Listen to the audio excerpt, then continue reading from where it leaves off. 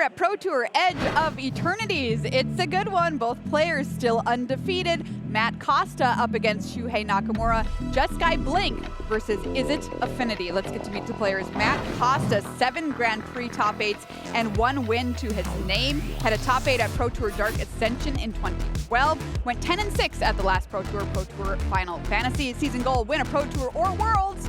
All right, Matt, you're certainly in good shape to do that here this weekend as far as the Pro Tour is concerned. Take a look at Shuhei Nakamura, has been playing the game forever, started playing in 1995. 33 Grand Prix top 8s and 7 wins, meaning he's tied for the all-time Grand Prix win record with Kai Buda and Yuya Watanabe. So some good company to be in there for Shuhei. 6 Pro Tour top 8s to his name as well, but no win. Ooh, okay. All right. I think it's about time. Right. Until now, dun dun dun. Foreshadowing. It's a little scripted, by the way. Exactly, so, you know. yeah. Let's take a look at the decks, Corey. Okay, so let's take a look at the decks here, starting with Matt Costa's list here. This is the Jeskai Blink list. Well, not a lot of players are playing. The rest of his team really played that Azorius Blink deck that we just saw from Luna here not too long ago. But Matthew deciding to play Flash. Powerful card. Hard to argue with that one. I mean, you're kind of combining the good stuff here from the Boros Energy decks with the good stuff from the Blink decks. A deck we really haven't seen a lot of, but there are some beautiful combos here. Philia is extraordinarily awesome in this deck, and you can blink out some of your stuff.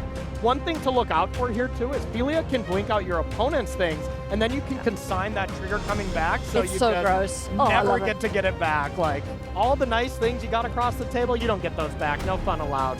Now let's take a look at the opponent. Here's Shuhei Nakamura playing Izzet Affinity. And all right, there is some spicy stuff here. We got the weapons manufacturing to be able to sacrifice that. Oh, yeah, I love that card. You do love that card. I do. That is your jam. But you're trying to just get your stuff out as fast as possible, use the really powerful draws from Pinnacle Emissary, and crank out a Captain Cannoneer as fast as possible and try to win the game that way. All right, 2 sweet lists here. Corey, what do you like?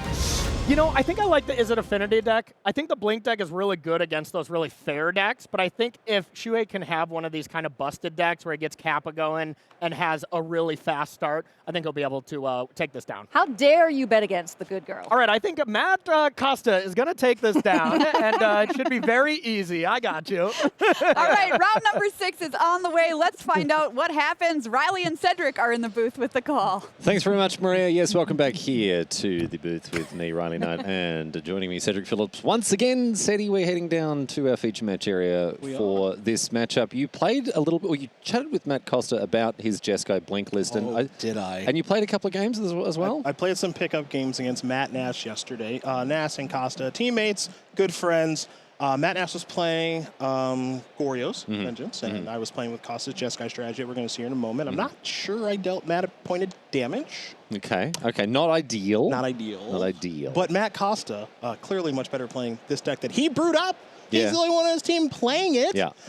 And he's got some combos, which I'm really excited to see. All right, well, let's get into it. Let's get into our next round here as we head down to our feature match area for round number 6. We've already met our players, of course, at the desk. Matt Costa on this Jeskai Blink list, which obviously has got a lot of ins and outs to it that we'll get across. But Shuhei Nakamura also playing an affinity deck that has its own sort of direction. It's got its own bit of stank on it. So, you and I watched Affinity a little bit earlier in the hands of Ben Stark, and we saw what Pinnacle Emissary can do and how it can very quickly be undone by the card Fire Magic. So we saw that a little bit earlier. Now, Costa does not have a copy of Fire Magic in his 75. We'll get to that when we get to the sideboard of games. But what's notable about this Affinity deck, the stank on it is number 1 because we got copies of Engineered Explosives, and we've got Claws of Gix and Weapons Manufacturing and a bunch of cards that Shuhei did not register on accident. That much I'm sure of. The other thing that's notable here for me is that Shuhei doesn't really play decks that look like this very often. It's a bit uncharacteristic of him as a player. Yes, not opposed to playing a strategy like mono red aggro, and I believe that Shuhei has a pretty wide range, but something that's kind of so all-in like this, it's not what I think of when I think of Shuhei Nakamura, which means to me that he is a very big believer in what this deck is doing, and that means he believes in the power level it's a vote this deck is. It's a vote of confidence for huge vote of confidence. But he is playing a deck, he's playing a version of this deck that is a little unusual, which we'll explore as the match unfolds. But Cedric, you mentioned before that there are some combos in Matt Costa's deck. We've seen Blink decks. We've got Esper Blink. We've got a couple of Azorius Blink decks flying around. But the Jeskai Blink deck has a couple of combos that people may not be aware of. Yeah, so the combos here, you know, we've got Flage plus Consign to Memory, which means you can counter the escape trigger, which means Flage is going to stay on the battlefield. You got Ophelia blinking your opponent's stuff alongside Consign, which is very nice. Corey mentioned that at the desk. So these sort of 2-card combos, yes. Flage plus Consign, Ophelia plus Consign. Yeah. Solitude plus Ephemerate. That one's an oldie but a goodie. Pretty classic 2-card combo. And Matt's favorite combo, and one could argue Magic's best combo, which is Ragavan and an untapped red source. Wow. Yes. Those are Matt's words, not mine. Just so we're clear. Groundbreaking approach to combination gaming here from Matt Costa. Mountain Ragavan. Thanks for coming. No, it's kind of like the combination that we're seeing here right now, which is Pinnacle Emissary and an island. And an island. Yeah. Well, looking pretty deadly. There's a few other little bits and pieces that need to come together. Maybe a little. Mox Opal is still a good card. Who knew? But no, this is fantastic stuff here for Shuhei, who is showing the power of this new card from Edge of Eternities. Pinnacle Emissary has already really cut its teeth in Modern. I think it's here to stay. Yes, this thing is the real deal. The warp on this card has made these new affinity decks incredibly powerful. Now, the thing that's one of the things, excuse me, that's unique about Shuhei's deck is what are the 0 mana artifacts that Shuhei wants to play, and what are the cheap artifacts that he wants to play to enable the Emissary? When we watched Ben Stark, we saw a lot of Mem Knights and Ornithopters and stuff like that. I mentioned a little bit earlier, copies of Engineered Explosives, Claws of Gix. Oh, yeah. Just some cards that we don't associate with Affinity at all are hanging out in the main deck here by Nakamura. There's 3 copies of Tormod's Crypt because Goryo's Vengeance is a thing here this weekend. So when I say that this is a vote of confidence in this strategy, we don't see Shuhei do stuff like this very often, and we don't see a build like this very often of this strategy. So Pithing Needle here, and Matt Costa cracks his Flooded Strand in response to this card being on the stack, because if the Pithing Needle hits the battlefield, it's too late. Yep. Right. It's I believe that when the Pithing Needle, it's not a when trigger. That trigger doesn't get put in the stack. When the Pithing Needle is on the battlefield, and if you've got an uncracked fetch, they can just name that fetch land, and it's just a blank piece of cardboard. That is correct. So Matthew Costa wisely cracking his Flooded Strand in response to the Pithing Needle, which I think is named Scalding Tarn. That is correct. So Shuhei pointed to the Scalding Tarn that was put in the graveyard after the Surveil land came in and binned the Scalding Tarn off the top. So there's a Needle on Scalding Tarn. There's an Engineered Explosive, Sunburst 0. There are 4 little bozos on the battlefield, thanks to the Emissary, and a land and a Mox Opal. So this start, it's not a Kappa Cannoneer start, but this start is why you play this strategy. Yes, yes. Now, for all the nerds in the chat who like numbers, we can all feel superior to Shuhei Nakamura, looking at the deck list, realizing that there are 4 Flooded Strands in Matt Costa's deck and only 3 Scalding Tarns. Tricky. So, bet Shuhei's going to feel some yoke on his face after that. Yeah, after being up a game. After that particular choice there. But no, obviously sniping a fetch land if you manage to, and as a Flooded Strand also gets played here by Matt Costa as well. It can be lethal. It can be brutal. Yeah. Just randomly naming a fetch land and then having the opponent draw it. Like in a matchup where Pithing Needle isn't doing a lot, hosing a land can be huge, and obviously. It's very important to note, because we are in an open deck list tournament, Shuhei gets access to Costa's deck list to see, okay, what can I name with Pithing Needle? Yeah. And if you take a look at Matt's deck list, we have them in front of us so you can't see us. There's really nothing to name of consequence. So trying to get a little lucky by naming a fetch land is the best that the Pithing Needle can do. You could name Flage, and then can they not escape it, I think, because that's an ability? It's casting it. You can escape it. I'm pretty confident on that. It's still casting it with escape. Yeah, it's not different. Okay, yeah, you may cast this card. Okay, well, there you go. Well, the Pithing Needle not at its best in this situation, but it is another artifact on the battlefield. It triggers the Emissary. It can do some good stuff with the Khan struck tokens made by Urza Saga. And frankly, it's not ideal, but it's good enough. Look, it's in the deck because it's something that can be found via Urza Saga. Yes. But this is a matchup where it's not very good, but I look at it this way as it's a 1-mana 1/1 effectively alongside the Emissary. So you play the Needle, you trigger the Emissary, and you're able to make another 1/1.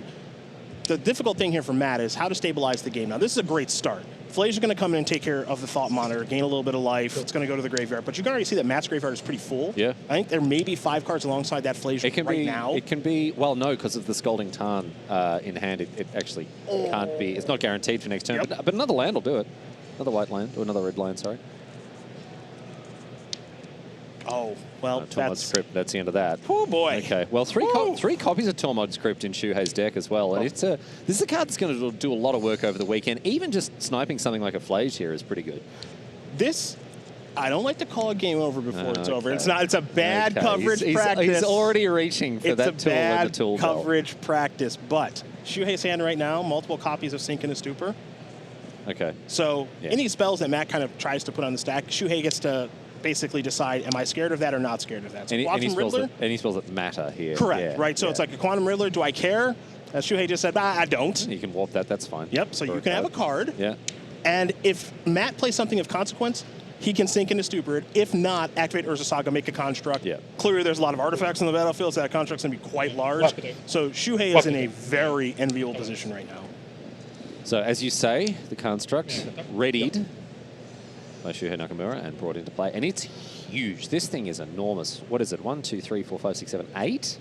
1, 2, 3. I'm counting 7. 7. Explosives, Needle, itself, plus 4 artifacts. True. Yeah, so I'm counting 7 right now. Saga's going to go up to 3. You imagine an artifact coming there. Is the Pinnacle Emissary, is that warped, is it? Yeah, it's on the side. Okay, sure. Yep. It's not tapped with 3+1/+1 counters on it. Not yet, at least. Oh, it's not 3. That's a W for warp. It's not a 3. No. Yes, it's a double. It's like a round W on the side. Yeah. I'm going to give it to you. That's why they've done that. I'm going to give it to you. That's why they've done that for sure. Another construct. Oh, so potentially another construct. But here's another thing I want to know. When we watched the previous match with Ben Stark and Matthias Leverato. Yeah. Leverato was blue-white control. We saw Supreme Verdicts. Yeah. We saw Teferis. We saw Orange Chance. We saw Fire Magic after Cyborg. What we saw were sweepers. Yeah. Costa ain't got none of those. No. Ain't got none of those. So once the battlefield starts looking like this for Nakamura, he knows that he's pretty safe to just go wide, go tall, just do whatever he wants. Get creatures on the battlefield because Costa doesn't have really a catch-all, especially in game 1, to solve this problem. And this is showing us one of the key dimensions when playing with this affinity deck is its relationship with sweepers. Not a good relationship. No, a very bad relationship, I would say. Yep. Because Matt Costa's deck, as we've seen now, it's not going to be able to forestall this onslaught with its point removal. It's got Solitude. It's got Prismatic Ending. It's got Flage, Titan of Fire's Fury. It's got a card here that I'm not super familiar with. What is it? Lightning Bolt? I don't know what that does. Never heard of that I'm not card familiar with that. before. But 1-for-1 point removal is not going to get it done against Affinity. Not really. The only one that's really going to matter against Affinity in my mind is if you can go like, hypothetical world we're living in, bolt your first creature, I don't know, maybe draw a card on turn 2, Flage something on turn 3, escape Flage on turn 4.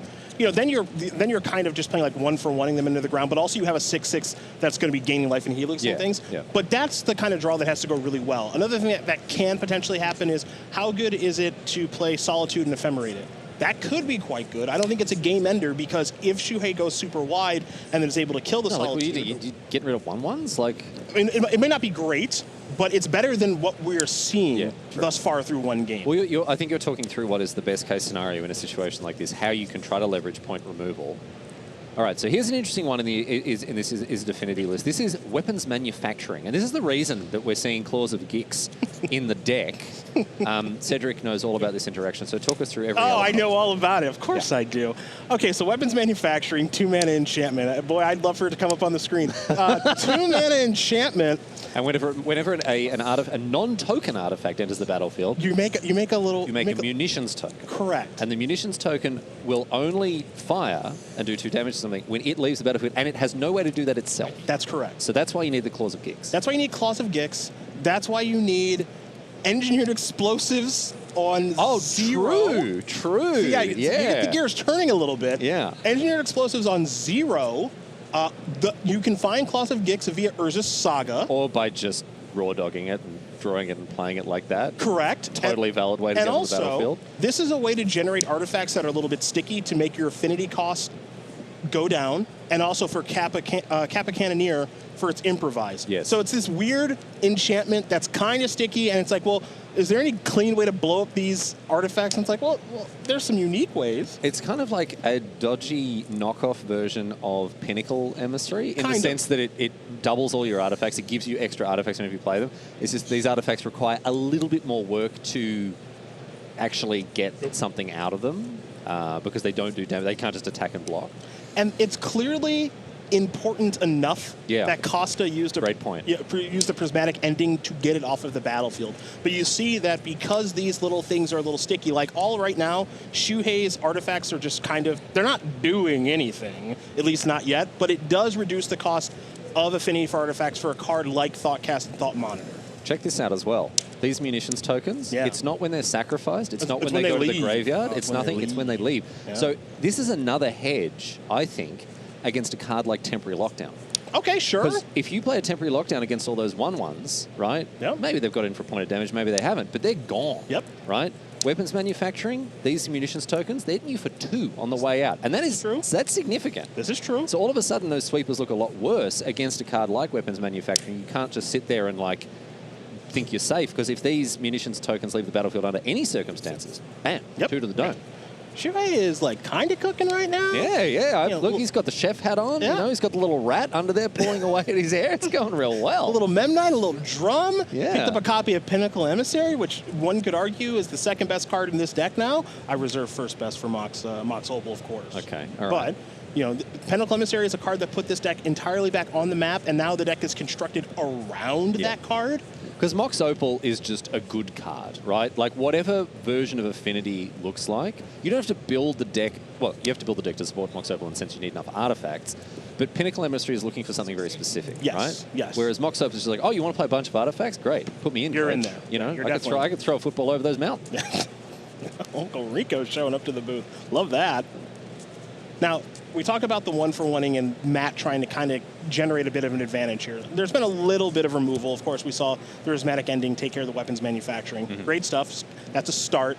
You know, now I'm curious to see what comes next. Okay, this is a Quantum Riddler alongside probably Ephemerate. Kind of air here. See that Blood Moon sitting in Shuhei's hand? Yeah, getting it ready. Blood Moon's probably going to be pretty good this game. Yeah. You said last round we were that you like Blood Moon. I love Blood Moon. Okay. I love Blood Moon. What are you talking about? I've liked Blood Moon since the days of like Splinter Twin. Ugh. No, what was that? A Blood Moon or was that a Splinter Twin? Both. Oh my goodness. Ugh. Oh my goodness. What do you like, winning matches too? Yeah, exactly. Yeah, no, the old Blue Moon decks where you play a bunch of islands and Blood Moon. Oh man, those are the days. Little bobble activation. We don't get a good look. Get that out of get that off the screen. That's the closest. That is as close to the feature match area that Splinter Twin is going to get here this weekend. Let me tell you. Are you kidding me? I think 0 copies registered. Almost assuredly. 0 copies registered. Its time has come and gone. No one even did it just for the jokes. No. The memes, as it were. Yeah, I think we might be in Blood Moon territory here coming next turn. I mean, Shuhei's mana base looks pretty good right now. Springleaf Drum does solve a lot of problems as far as mana, like colored mana is concerned. Shuhei's going to draw 2 cards because of the Bobble Trigger, of course. And we could have another Pinnacle. We could have a Pinnacle Emissary plus Blood Moon turn here. And picked up a copy of Mox Opal, which of course is very good alongside Blood Moon. And that's the other sort of get out of jail free card when you're playing Blood Moon. Springleaf Drum is fine, but Mox Opal's really where you want to be to make sure you've got it. And look, the mana requirements asked if you buy this deck are they're not particularly stringent. No, I don't think so. Like Affinity wants 1 red source, 1 blue source, and that's kind of it. Pretty much. Nothing too wild. Unless you're playing multiple thought casts or multiple thought monitors in a turn, it's not. It's never too arduous. Do you know what I like about Affinity though? Right? Remember when I first started playing Magic, back in 2012, right? When Modern was sort of just starting out, people played this deck called Affinity, and it had no cards in it that had Affinity. Yeah, like Frog might have just been cut from it. Mirror Enforcer, long gone. No, long gone. No one is playing any. And I remember being like, why is this deck called? Because there's like this. Okay, so there's this mechanic. There's like this mechanic that's called Affinity, and it's not really. But we're back. We're back, baby. Oh, we're so back now. We've got actual Affinity cards. It's a bit of an homage, I would say. Here's Blood Moon. See, yeah, Matt's face is telling the story right now. Yeah, he's not a happy chappy at this stage. He's got a plains and 3 mountains. And more than a couple of blue cards in hand as well. All right, Galvanic Blast. Let's deal 4. Okay, it's not quite going to do it. Have we got a way to... Oh, of course, we can sacrifice a munitions. I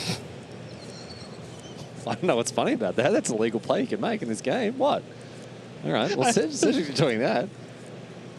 No, we'll I like when the whole dish comes together. That's sure. all. It's one of my favorite things about Magic. He's just brought out a 4-foot pepper mill and he's like... got the whole thing cooking. Crack pepper on your Quantum Riddler, sir. It's like, why did he register Claws of Gixton?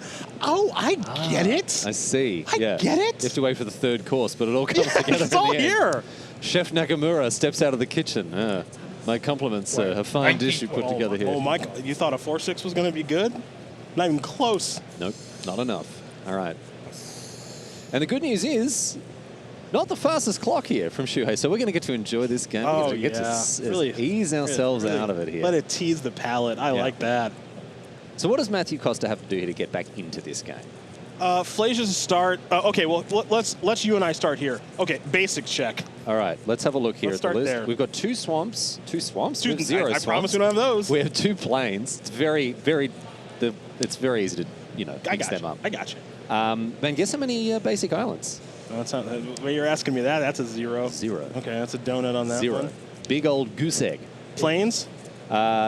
Okay, so he's got both planes in play. All right, so my thought process here is Flaysia's still an option, right? Because you got double planes and then the non-bases are mountains. Yep. So being able to escape that is a realistic avenue to be able to play this game. Fable, the goblin can make treasure tokens. It died, so that's not going to happen. Again, weapons manufacturing tokens, really cooking. I forgot exactly. So, Blood Moon? There's a saga. You up to date? Yeah. Yeah. I think the players are I cannot explain. Okay, so let's talk through this interaction. So previously, before there was a rules change, if you played a Blood Moon and your opponent had an Urza Saga, the Urza Saga would just go to the graveyard, right? It would lose. I'm not going to pop the hood and talk about why. You don't know because either. I don't know, Cedric. That's my excuse. That's fine. But that was what happened under the old rules. Under the new rules, what happens now is, I think I'm right on this, the Urza Saga certainly stays on the battlefield. Correct. It can't gain any extra. It loses the ability to gain extra chapter, extra counters. You're right? correct It again. doesn't move through chapters, but it doesn't lose any of the abilities that it already had given to it by previous counters being put on it. In other words, it keeps the adding colorless ability. It will keep the construct ability if it gets to that chapter, which this one has not and will not. Correct. And then obviously if it gets to the 3rd one, that'll be sacrificed. So I think I got it. I think I did it. I'm getting a round of applause from Cedric Phillips. You nailed it. I finally managed to impress him. No, I think they're... No? Okay, not true. I will continue. I will endeavor to do that at some point for your viewing pleasure. You're doing quite well. I'm doing quite well. Yes. Ah, interesting. So I'm not going to... it Okay, here we go. stays on 1. Correct. It does not increment saga counters. So this is like me taking my homework up to the teacher. Yeah. It's being marked Did I in get real it right? time. Yeah, did I get it right? Yeah. If you have 1 or more chapter abilities, so it doesn't have 1, that's why you don't get it. So it says Okay. Can it currently make colorless mana? Or just red mana? That's the one clarification. Is it colorless mana or red mana? Or both. So Or both. when did That's one fair. enter? After there's a saga had already achieved its We're chapter. in layering territory. Yeah. I'm really We're dialing getting- in now. Yeah, I'm so interested. Yes, please. So the judge is conferring on that. This reminds me of in Year 7 when I took up my science test that we did in class to Mr. Merchant, who immediately marked it in front of me. Okay. And I felt cheated because it didn't take him very long. He should have, I was like, do that in your own time. It's a lot of pressure here for the judges to get I it love some correct. good layering discourse. Layering aside, Matt Costa, ton of trouble right now. I think Flage is probably best draw on the deck. Actually, another good draw. He has a card in his sideboard that could be good here in Wrath of the Skies. So that's another one that could be delicious and nutritious in a situation like If this. it can But okay, I think our judge is going to talk to us a little. Correct. from the first chapter. Correct. Yeah, okay. We're double checking this. We will see you get the correct ruling. Okay. But, Okay. I believe that it does not currently make that. Okay. Judge is still going here, but I have a ruling in front of me. Talk to me. I have a ruling in front of me that I can share with you here. All right. Urza's Saga does not gain lore counters because only sagas with chapter abilities get those, and Blood Moon removes those as part of its effect. Okay.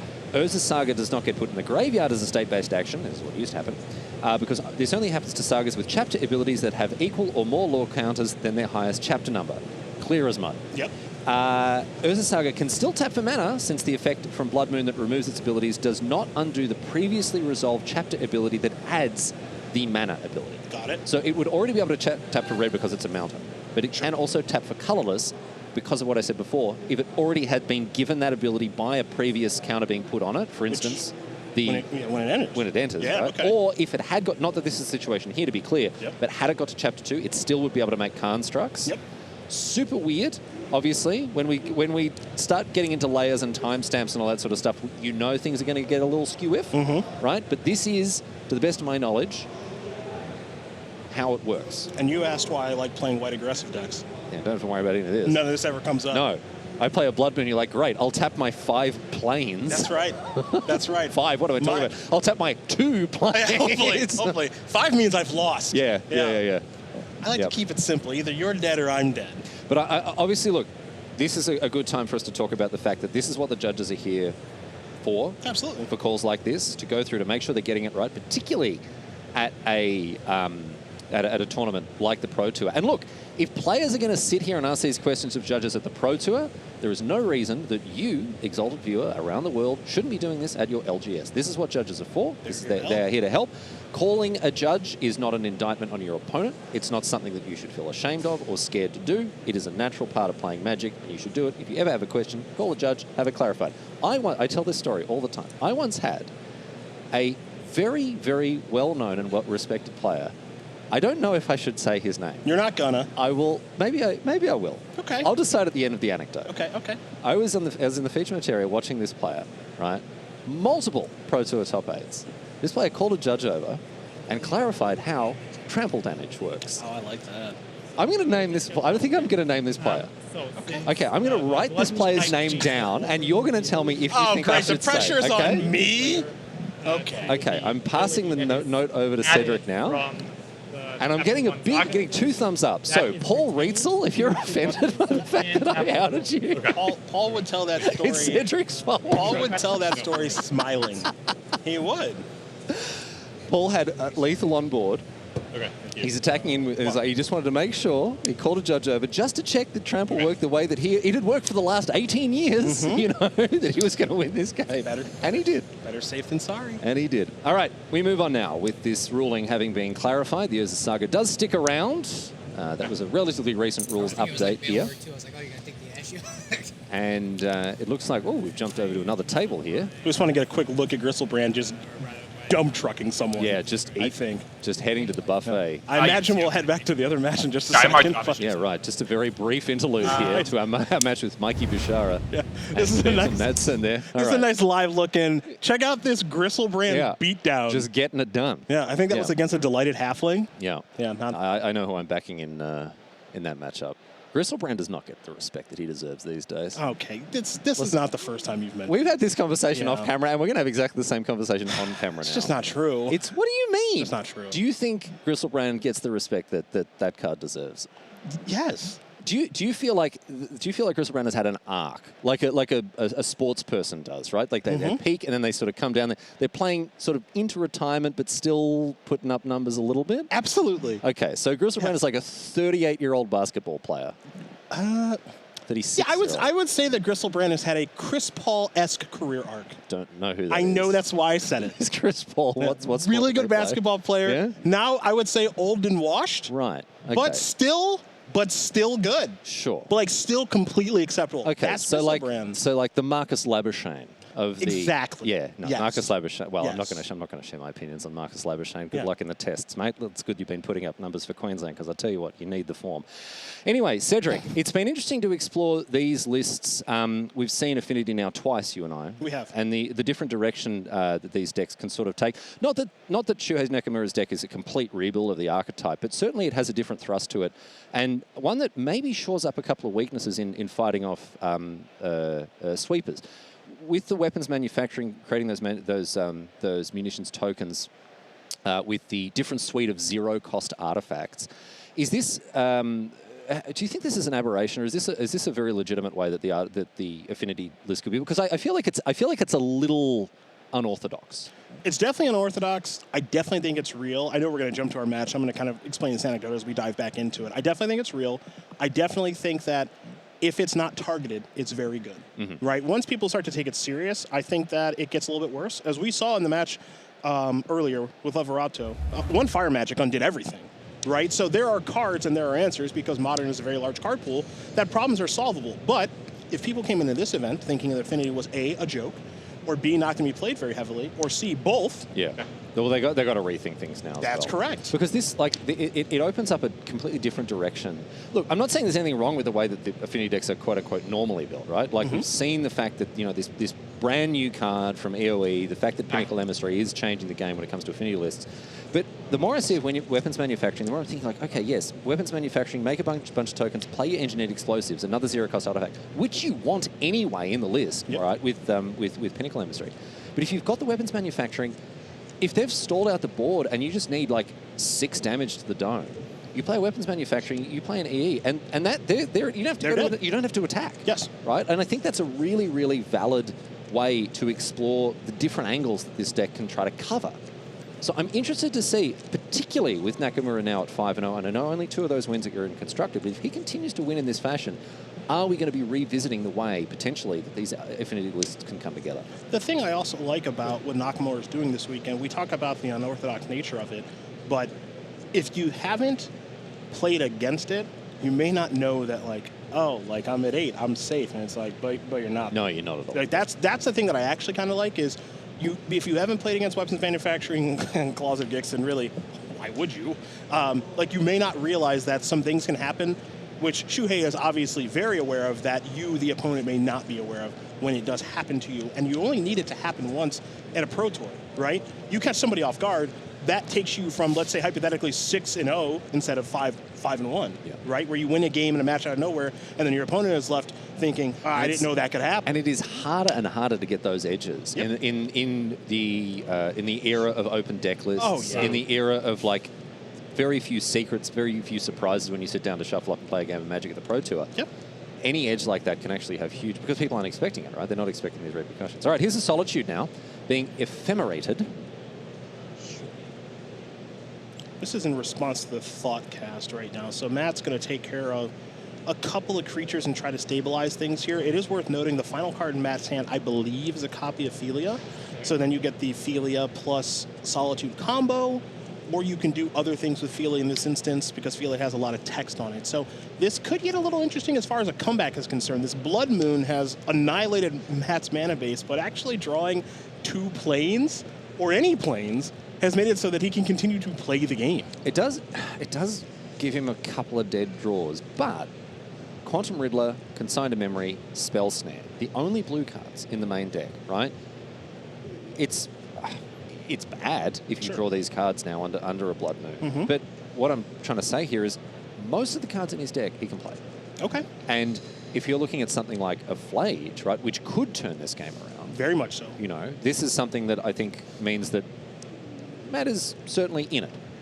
Oh, yeah, this is a game. Yeah. This is a game. I think it's a game that Shuhei is likely to win, but this is still very much a game. We're not counting the chickens. Okay. Not just yet. All right. Here's a Pinnacle Emissary. This card is messed up. Very good. This card is very good. Very, very good card. Boom. Oh, and there's Tormod's Crypt. Okay, so Flage now sort of... Flage has gotten worse. Yeah, significantly with that. And look, this is why Affinity players are playing this. Ben Stark had 2 copies, Shuhei Nakamura had 3. It's just... Graveyard hate effects are very, very powerful in Modern at the moment. You know, if it was a fringe card, we'd see 1 copy. So it could be searched up with as a Saga. It's just generically good. Affinity wants to play zero-cost artifacts. Tormod's Crypt ticks a lot of boxes. A thing I love about watching players of this level play and looking at their deck list is they're speaking without speaking. So I haven't talked to Shuhei this weekend. At some point I will. But his deck list speaks to me of, you're playing 3 Tormod's Crypts, that's clearly saying something very loudly. Yeah. You believe that things are happening in people's graveyards that you have to respect, where 1 copy is not enough. It's also a zero-mana artifact alongside Pinnacle Emissary, which is very important. Okay, cool.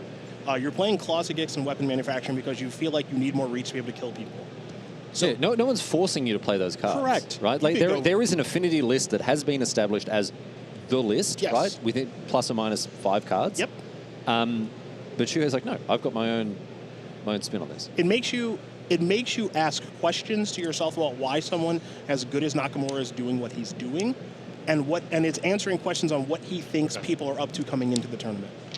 All right, Kappa Cannoneer comes along with a little token thanks to the Pinnacle Emissary that was cast. Yeah, big problem Cannoneer. Shuhei down to just, well, I know 0 cards in hand now with that Kappa Cannoneer. His Philia. And again, the Ward 4 on Kappa Cannoneer may as well be $1 million. Although, actually, here, look at this. We may see this Ward 4 cost actually paid. So this game, we're in some tenuous territory here, because the thing that Matt needs is time. Yes. That's the biggest thing that he needs right now. So you see the Ephemerate coming back on the Solitude. It looks like Matt is considering targeting the Kappa Cannoneer and then paying the 4 ward. And that's what's going to happen. Yeah. Fable's going to transform. And Fable transforming and targeting Solitude over and over and over again is obviously a situation that Matt wants to be in. But he just needs time to get there. It's very interesting he left his 2 planes untapped as well, rather than leaving... If he draws a white card. I mean, there are red cards that he can draw. Yeah, but if he draws a red card, he can't cast it now. Correct. So I'm wondering why he left up double white. As opposed to maybe white-red? Yeah. Because it even shuts off Prismatic Ending. Not that there's anything that he wants to hit for 2 there. No, that's a very fair question. Really interesting. Because he's got no cards in hand. It's not like he has. It's not like he already has a white. If he had an Ephemerate in hand, he's like, oh, what if I draw another Ephemerate? Wrath of the Skies? This is game 2. Game 2. So yes. Okay, there's the answer.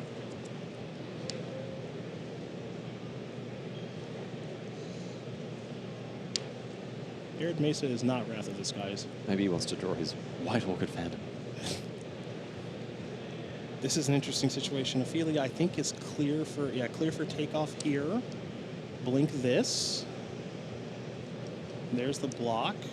Ophelia down, Solitude back, Emissary down. So effectively, we've traded the Ophelia for the Pinnacle Emissary there. Yep. Remember, the Urza Saga is not ever going to go to Chapter 2 because of the blood units on the battlefield. Yes. If that thing could crank out... Oh, never mind. Closet Gix, let's go! Oh, yeah. Oh, Sacrifice no. a permanent. Oh, no. Oh, Shuhei Nakamura. Oh, no. Oh, we've spent enough time under this Blood Moon, he says, and now all of a sudden Urza Saga goes to 2, and the prophecy that was foretold not just moments ago by Cedric Phillips has come to pass, and now Costa another Saga?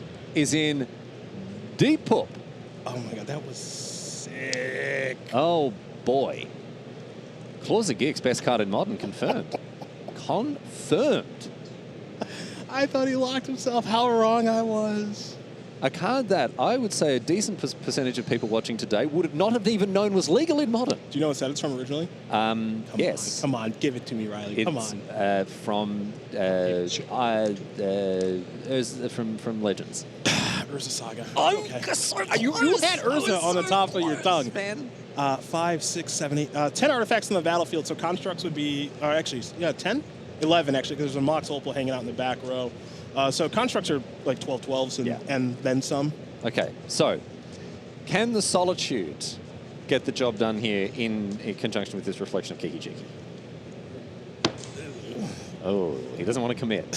He doesn't want to commit. He's making weird throws. I mean, Matt needs a really good draw step. And he's not going to get one. Is he? That was the Surveil Lamp. Oh, that's the Surveil. Okay. He didn't just go, I don't want Yeah. I don't want this flooded strand. Next draw. Yeah.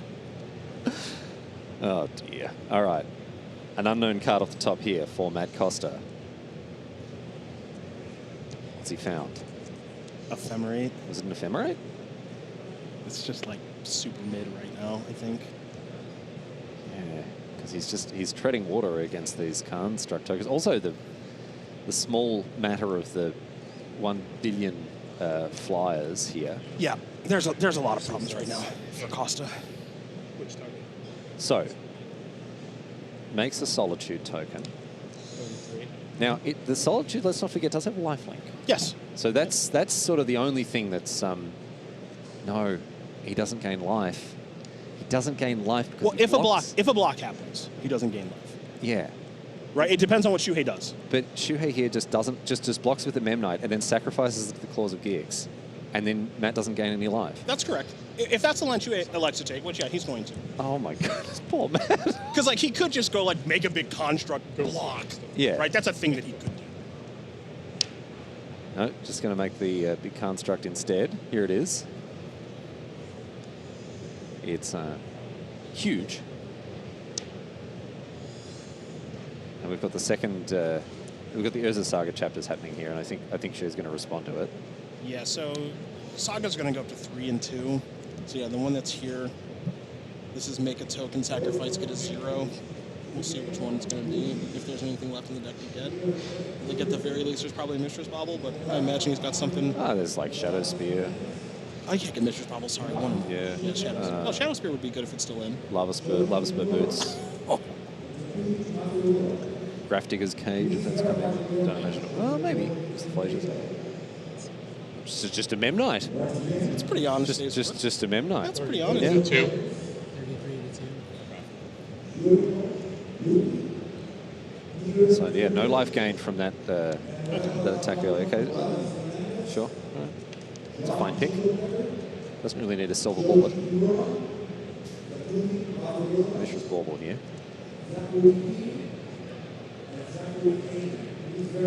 Chooses up the construct. One of which can attack, but isn't going to.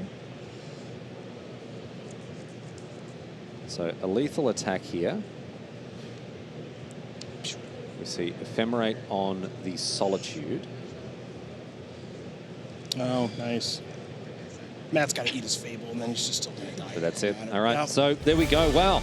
Shuhei Nakamura, he's made to work there a little bit, but at the end of the day, this affinity list is one that we're going to have to keep an eye on. I think it's very, very well put together. It presents a different set of questions to anyone playing against it. Cedric, really excited to see more from Shuhei Nakamura, who continues his undefeated run here at Pro Tour Edge of Eternities. So Shuhei 6-0, 3-0 unlimited, obviously a great start. But more importantly, 3-0 in constructed. I say more importantly because, again, this is a huge vote of confidence in Affinity with someone of his caliber playing the style of deck. Again, when I think of Shuhei, I don't necessarily think of this kind of strategy. He does have a pretty wide range, but I don't necessarily think of something that kind of feels all in like Affinity. But I use the term all in there on purpose because what we just watched is a deck that is not technically all in. No, not at all. It was able to it really was able to grind. He was playing a lot of turns, doing a lot of things over the course of those turns, drawing a lot of cards, taking a lot of unique and different game actions. And so that's why I think he registered this deck in the way that he has. That deck looked extremely, extremely good. You don't register Claws of Gix and weapons manufacturing cards like that on accident. We're going to keep our eyes on that. As I say, I think it just opens up a bunch of new directions that Yes. it's going to be really, really interesting to explore, which we will be doing, of course, later on today. But stick with us, my friends. We've got a quick break, and then coming up after that, more modern. Carlous Sousa playing off against Jason Yee. Stay with us.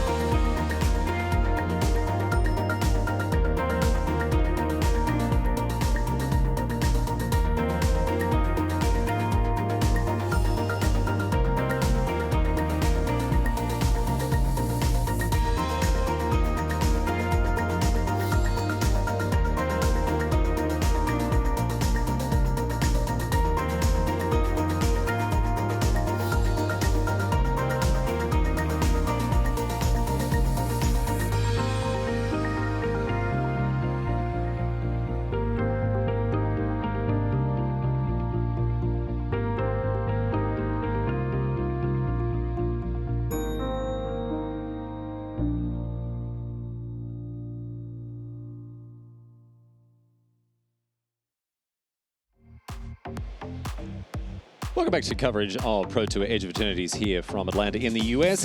It's modern time, my friends. Riley Knight joined by Cedric Phillips.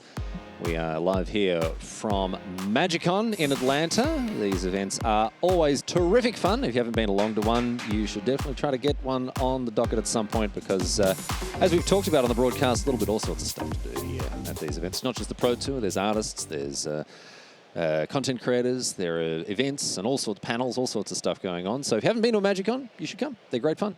They're fantastic. I am so glad that we started doing these style of events. We've been doing it for a handful of years. Other thing that you get to do at events like this, you get to eat great food. Depending on what city you're in, you get to eat great food. Oh, yeah. Depending on what city. So what are some of the cities where you don't get to eat great food? That's okay. Go ahead. You win.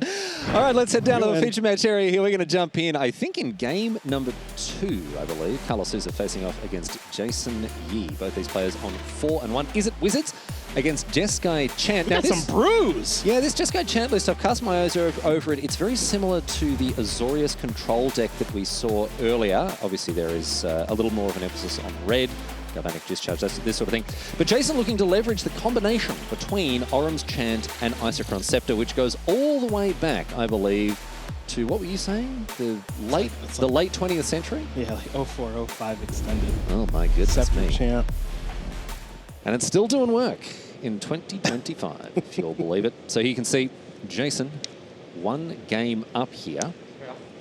Carlous Sousa on the other side of the battlefield. Is it Wizards? Tamio, Thundertrap Trainer, Flame of Anor as well. Murktide Region at the top end. So this is a, well, it's a sort of, what are we calling these decks? We still call them kind of tempo-y type decks? Yeah, like tempo Jace, I think I would say. You know, it's going to draw some cards, going to kill some stuff, going to win with a large flyer. You know, there was a, previously in Modern, we saw like, you know, Murktide Region-esque decks seeing a lot of play. This is kind of an adaptation of that. One could argue an update.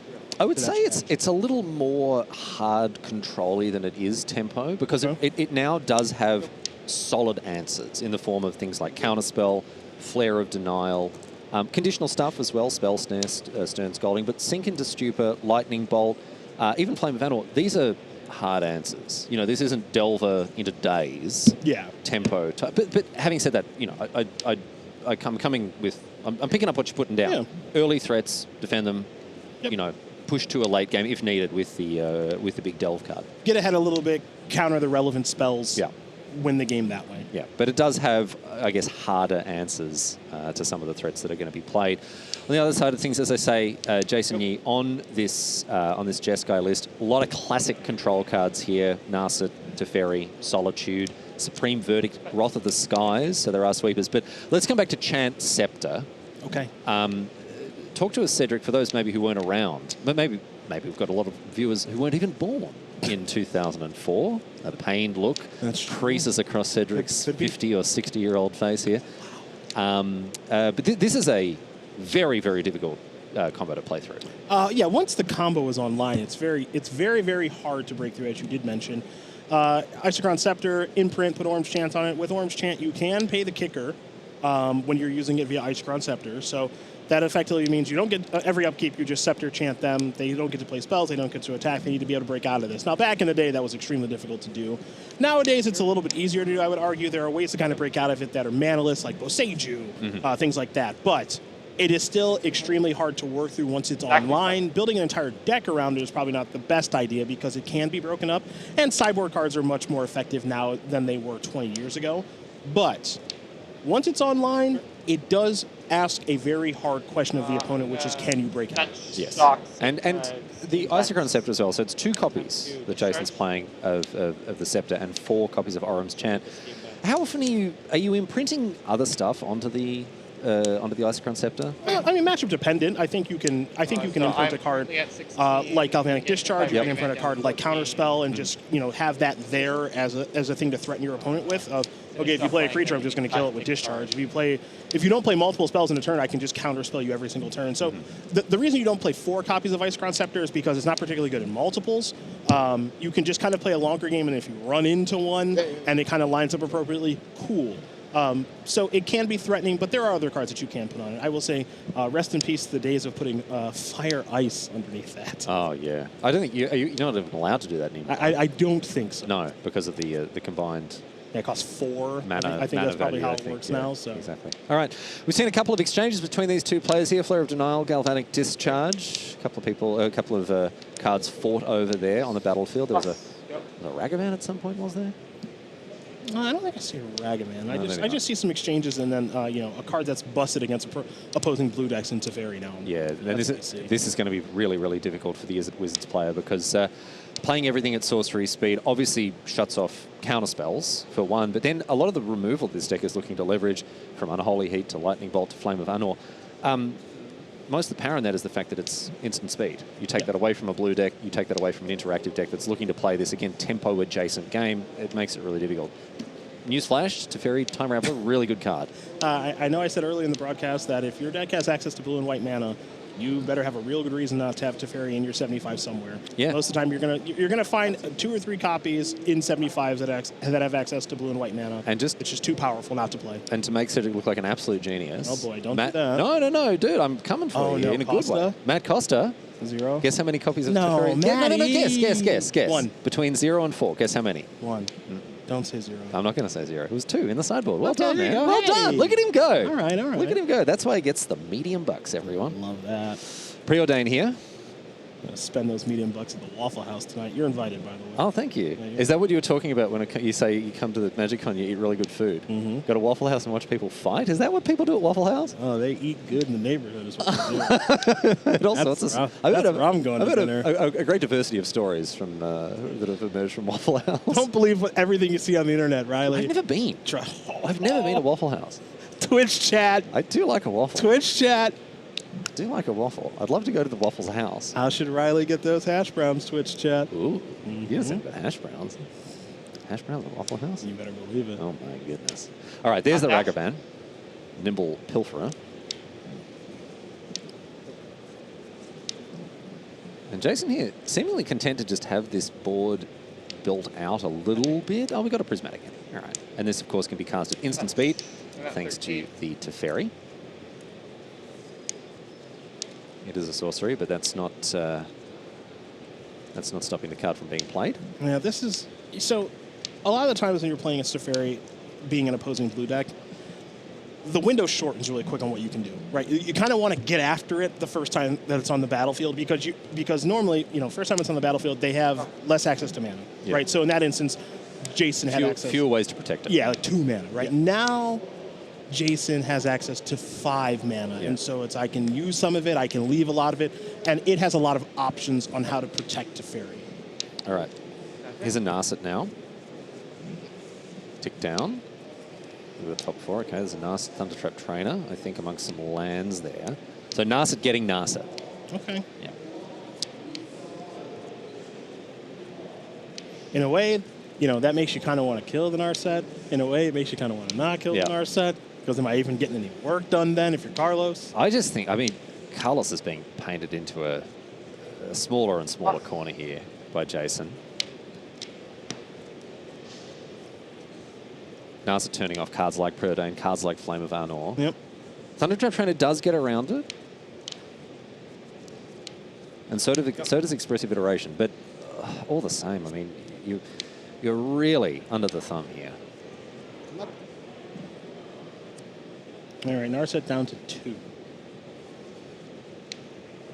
Again, if you're Jason right now, I have to imagine just feeling really good. Yeah, cash it in and play another one. When the turn comes back around, almost certainly, but just 3 mana available, presumably some interaction, not too scared about what's on the battlefield. You're not getting any protracted counter fights. Yeah. The mystical disputes that your opponent has brought in are irrelevant.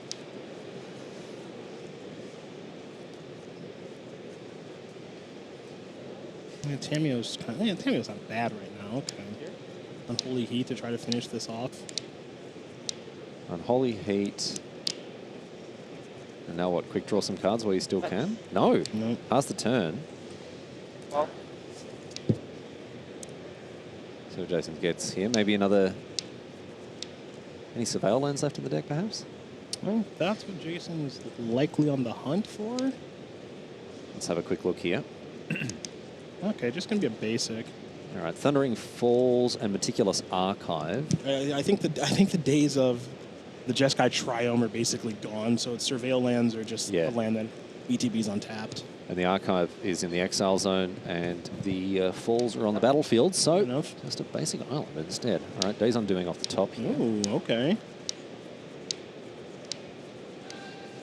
Days Undoing, another combination with Teferi. Days Undoing is a sorcery, but you can just cast it in your opponent's upkeep. And I mean, to paraphrase Corey earlier on in the broadcast, just play this at your LGS, make a bunch of friends.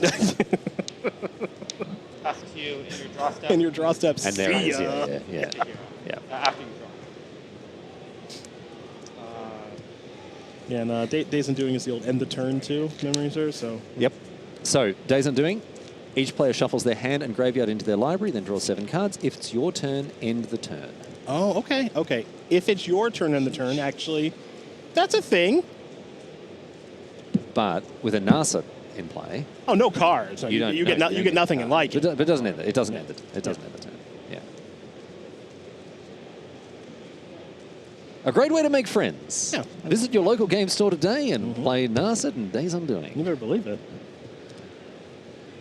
The representation that we have seen in Control this weekend has been a little, slightly surprising to me. Not in like a, I think Control sucks sort of way, but more so in a, I think that folks have maybe found a build of Control that can actually work in this metagame sort of way. These Control decks have actually been somewhat impressive on camera so far. But they do have to attack it from a different angle. Absolutely. They can't, it's not just 1-for-1 removal, sweepers, counterspell, and then card draw. Yeah, I definitely agree with that. All right, well. There's the Isochron Scepter. That'll with do the it. And Carlos Sousa recognizes the jig is up, and so to the surprise of no one, Jason Yu continues in fine form here. Another win. And another deck to keep an eye on as well. We've seen a couple of different iterations of Isochron Scepter, Orange Chant lists. Again, it's not the focal point of the list. It's just one of the tools in the belt. But Cedric, as you've said, exploring the new texture of control decks, because control decks have to be, by their very nature, reactive to the format. Yes. Right? They have to have the right suite of answers for the questions that a format is asking. Very difficult to do in a format like Modern, one that is so diverse. So interesting to see the way that these lists have been put together for this weekend. Yeah, you know, broad swath answers is kind of where you want to be on Control in Modern, because Modern attacks from so many different angles. If you can kind of be broad while being, in my opinion, somewhat proactive, that's where you kind of want to be. Scepter Chant is a proactive thing, especially if you can get it online, as we just saw in that game. It ends the game immediately if you can get yourself in situations that do look like that. And, you know, we talked about earlier, like, what does a win condition for a blue-white control deck look like? Scepter Chant doesn't win the game. It doesn't deal the 20 points of damage, but you've effectively won the game. But that's the thing. We touched upon this in a previous round. It doesn't really matter what the control deck wins with, whether it's a 3-2 lifelink, whether it's a 3-2 vigilance, whether it's a 3-2 of any kind. Correct. They're going to find a way to get it done. You know, it used to be Celestial Colonnade. It's not. RIP, taken from us too soon. Hall of the Storm Giants. Whatever it is. It could be that thing, sure. It can be anything. Can be anything. As long as you have control of the game, which Jason was able to do with the combination of Days Undoing and Narset, which, again, it's not 4+4, but it's just a little thing that can do, and once that does come together, it can win you the game. Let's move on now. We've got another match to show you before we wrap up our coverage of round number 6. Benton, Madsen, and Mikey Bishara here. Golgari Broodstone versus Simic Neoform. So we are getting into it, Cedric. I love Benton because Benton will brew and brew and brew. And brood. And that too. And is not afraid to register a deck that other people will not register. Now, when I think of the Brood Scale deck, I do think of Matt Nass trying to make this deck work and mostly succeeding. And some other players out there really have taken the dive into this archetype. The Simic Neoform deck we saw a little bit earlier. It does have the ability to end the game as quickly as turn 2, basically. So this could be a fast third game here between Benton and Mikey. But both players looking to do things that would be traditionally described as unfair. Oh yeah, right? yeah. This is combo, right? This is a term that's thrown around that I know some people have an objection to a fair deck as opposed to an unfair deck, but they're looking to take advantage of synergies or combinations of cards that aren't necessarily doing what you might think they would do. Right? I would agree. You look at a card like Blade of the Blood Chief. Whenever a creature dies, put a +1/+1 counter on it.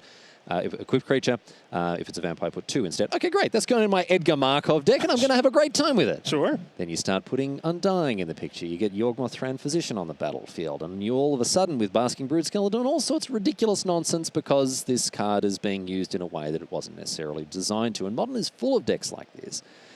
And Simic Neoform is doing a similar thing. It's doing something that is... I guess I don't want to. I'm not trying to be disparaging when I say this, right? But it is doing something that is unfair. It's doing something these cards aren't meant to do in the first place. It's not disparaging at all. That's just the truth of the matter. When you have a format that's this big, I would argue that cards from 2011 were not meant to necessarily interact with cards from 2024. Yeah. Right. What are R&D doing? Yeah. Well, what are they doing? I'll get on. I'll get on. Yep. Here's a better question. Go ahead. What were they doing? That's fair. What were they doing back then? I will ask my team that question when we get back. Yeah. To Washington. Who was here in 2011? I want answers. Who designed these cards? Yeah. I want answers. I want them now. Yeah, exactly. Okay? Mark, Aaron, what the heck? There's going to be some cracked skulls in Renton. That's it. This coming week. I wouldn't want to be in the way of Cedric Phillips come Monday. You better look out. Yeah. Because I'm not working on Monday. So. Wow. He comes here, he sleeps in all weekend, then he takes Monday off as well. Unbelievable. He can't keep getting away with this. Malvin Rumble. Now, this is a new one. This is exactly what we're talking about. This kind of card, new one, not necessarily meant to interact with some older cards, kind of ties the room together for these green-based combos. It ties the room together. Yes, it does. Obviously, you're not a golfer. Not even a little. That is the best line in Hollywood cinema. For those of you who have never watched The Big Lebowski, what are you doing? Go and watch that film. It's so good. Alrighty, so here's the Malevolent Rumble making an Eldrazi spawn. Back over to Mikey Bishara now, who goes hunting with that fetch land. Let's see what he's going to get. And it is a hedge maze. Yeah, because Mikey's hand right now is horrific. In your professional opinion? I think in most people's opinion right now. Yeah. Allosaurus Rider got hit by Thoughtseize. That's one piece of the combo. And the rest of the hand is, there's a consign there, sure. A couple of Disciples of Freylease, I believe. It's just not a very good hand at the moment.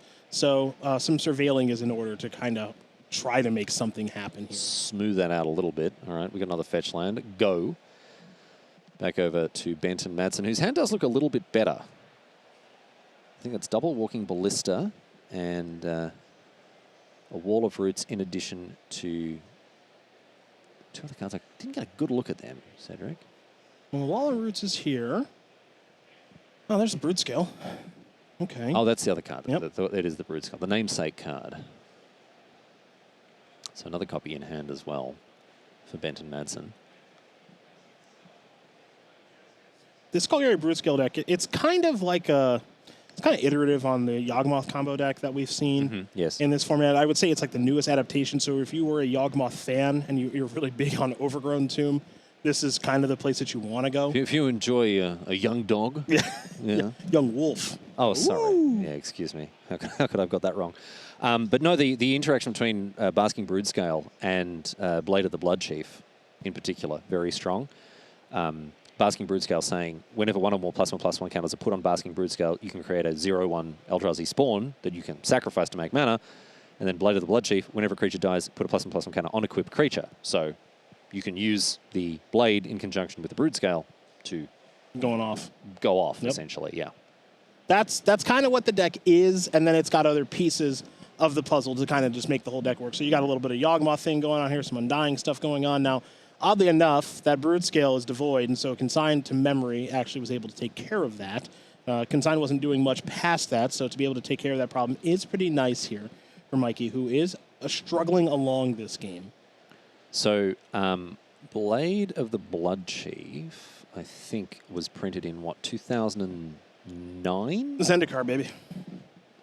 So, your task come Tuesday, whenever you decide to waltz back into the office, is to track down who designed that card. Okay, I can ask and give them a good old tongue lashing, asking them why didn't they think about Basking Broodskale being printed last year. Yep. I'm on top of it. Yeah, he's on it. I'm going to solve the case. Don't worry. All right. Be careful. Be careful. Steer clear. Yeah. Did we think that maybe the blade should cost 2, or because of how it works with Urza's Saga? Anyone think of that? Yeah. No one considered no one thought of that back then? Back in 2009? Yeah, maybe I should have thought about that then. No, too busy listening to Go ahead, name an artist from 2009. I dare Katy you. Perry. Ooh, good Come on, choice. Come on. Good choice. Yeah? Baby, you are a I was firework. going to go for LMFAO. I think they came in a little bit later. Black Eyed Peas, dude. Lady Gaga. Let's go. Black Eyed Peas were crushing it then. There we go. There's the blade. There's the blade. Boom, boom, pow. Resolves. We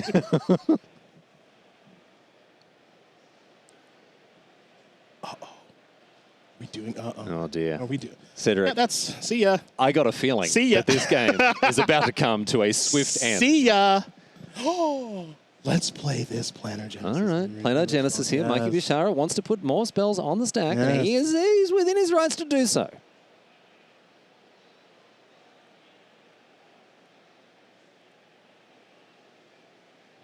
But this, as it is here, could just be the end of the game. I don't know what Mikey is hoping for. I'm not entirely sure what the hope for is here either, but we'll see. Another consign? We'll see. Consign to memory? Something. There could be something here. Triggers like a counter. I'm going to make infinite mana and infinite counters. Infinite mana, infinite counters. Okay. And then? Second blade. Back here. Make this infinitely large as well. Infinitely large walking ballista. Okay, and cool. another walking ballista. Cool, There it see ya. is. So All Benton Madsen using every card in the hand there to seal the deal. Wicked hard combo deck. Well, from my perspective anyway. Never been able to get my head around these lists, but Benton Madsen, look at that, sitting there, cool as a cucumber. Ben comfy in the chair. I like that. I really is he just sitting like straight up cross-legged? Yes. Or is that just that's not just one leg tucked under? I believe that might be a cross-legged approach. just crisscross applesauce. It's a winning approach. And that's the winning posture to take here at the Pro Tour. Well done, Benton Madsen across the line with Golgari Broodscale. And what a round we've had. Cedric's had a bit of everything. There's been ups and downs. We've had smiles and frowns. There's been laughs. There's been tears. And what a pleasure it's been to have you at my side for each and every one of these wonderful moments we've had. Modern, red hot, loving it. Really am. What a format. It always has been great, and it's as good now in 20. Well, I was going to say it's as good now as it is back in 2014, but I think through those rose-tinted glasses. I mean, different strokes for different folks. I think the format is always generally in a pretty good and pretty healthy place.